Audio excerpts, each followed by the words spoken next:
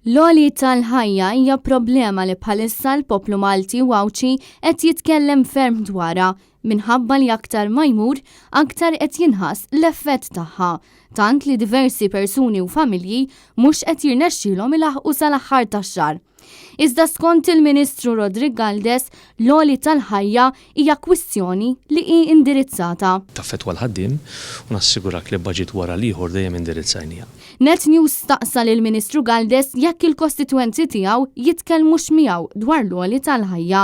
B'Galdes jibqa' jwieġeb bl-istess retorika.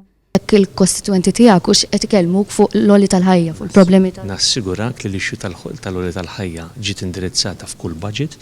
Intant is-Segretarju Parlamentari Alex Muscat kompla jżid ma' dak li qal Rodrigue Galdes u tenna li f'pajjiżna skontu għandna għoli tal-ħajja kontrollat. F'pajjiżna huwa l-iktar għoli tal-ħajja kontrollat viżavi l-bqija tal-Ewropa.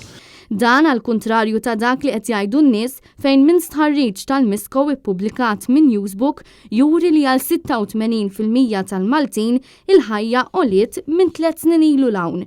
Meta saret ilhom mistoqsija dwar x'in il-problema ewlenija li jiffaċċjaw personalment, 26% u ċewwe Malti minn kull 4 isemmu l-għoli tal-ħajja.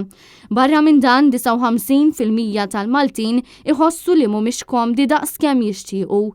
Gvern ġdid nazzjonalista huwa kommess li jindirizza l-għoli tal-ħajja b'miżuri konkreti, fosthom li jkun hemm investiment u titjib fit-dħul tal-ħaddiema li jkun jirrifletti il-ħiliet u x-xogħol li jwettqu, kif ukoll b'monitoraġġ tal-prezzijiet fost oħrajn.